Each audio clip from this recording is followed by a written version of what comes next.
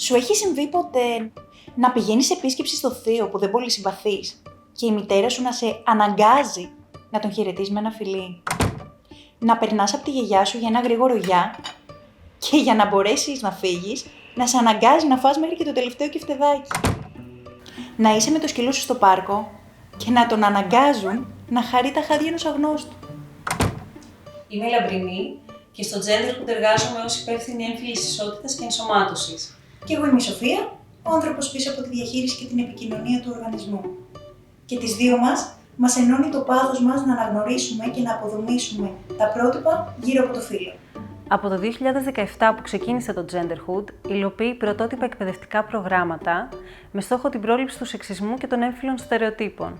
Με άλλα λόγια, συνοδεύει παιδιά από 4 ετών σε ένα ταξίδι γύρω από την ελεύθερη έκφραση του φύλου τους, χωρίς στερεότυπα. Παράλληλα, ενδυναμώνουμε γονείς και εκπαιδευτικούς. Μέσα από τα σεμινάρια μας, έχουν την ευκαιρία να γνωρίσουν εργαλεία μιας νέας παιδαγωγικής, της παιδαγωγικής της ισότητας. Μέχρι τώρα έχουμε εκπαιδεύσει 2.500 παιδιά και πάνω από 500 γονείς και εκπαιδευτικούς. Τόσο τους ενήλικες όσο και τα παιδιά, τους προσεγγίζουμε πάντα με βιωματικές μεθόδους, βάζοντας μπροστά την προσωπική εμπειρία.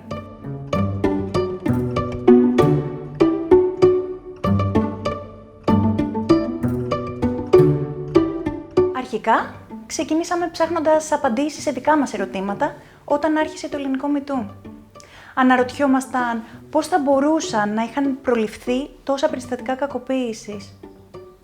Και τελικά καταλάβαμε ότι η απάντηση κρύβεται στα ναι, τα όχι και τα ίσως. Αν από παιδιά είχαμε έρθει κοντά με τέτοιες έννοιες, πόσο πιο πιθανό θα ήταν να είχαμε υπερασπιστεί τα όχι μας, να είχαμε βροντοφωνάξει τα ναι μας και να είχαμε εμπιστευτεί τα ίσως μας? Πόσο πιο πιθανό θα ήταν να είχαμε σεβαστεί τα αντίστοιχα ναι, όχι και ίσως των άλλων? Έτσι, με το συνεννό, βρήκαμε τον τρόπο να εισάγουμε την κουλτούρα της συνένεσης στα παιδιά.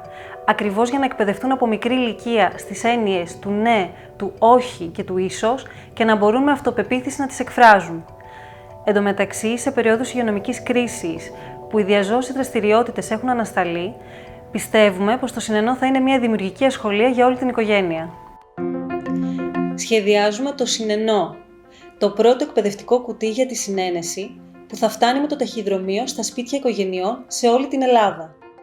Ανοίγοντας το κουτί, παιδιά από 6 έως 12 ετών θα ανακαλύπτουν 3 συν 1 παιχνίδια σχεδιασμένα από παιδαγωγούς και ψυχολόγους. Μέσα από τα παιχνίδια του συνεννό, τα παιδιά θα μπορούν να αποφασίζουν πότε είναι εντάξει να λένε ναι, όχι, ίσως, στην πραγματική του ζωή, αλλά και πώς να σέβονται τα αντίστοιχα ναι, όχι, ίσως των άλλων. Για τους γονείς, θα στείλουμε ένα μικρό οδηγό για το μεγάλωμα των παιδιών σε κλίμα συνένεσης. Εμπιστευόμαστε τη δύναμη της κοινότητας και μέσα από μια καμπάνια σαν τη δική μας, ο κόσμος έχει τη δυνατότητα να αποφασίσει ποιες ιδέες θέλει να δει να βγαίνουν μπροστά. Λαμπρινή, πόσα κουτιά συνένεσης μπορούμε να φτιάξουμε? Μόνες μας κανένα. Γι' αυτό σας χρειαζόμαστε δίπλα μας. Χρειαζόμαστε να φτιάξουμε μαζί έναν κόσμο όπου το κάθε ναι θα είναι ναι.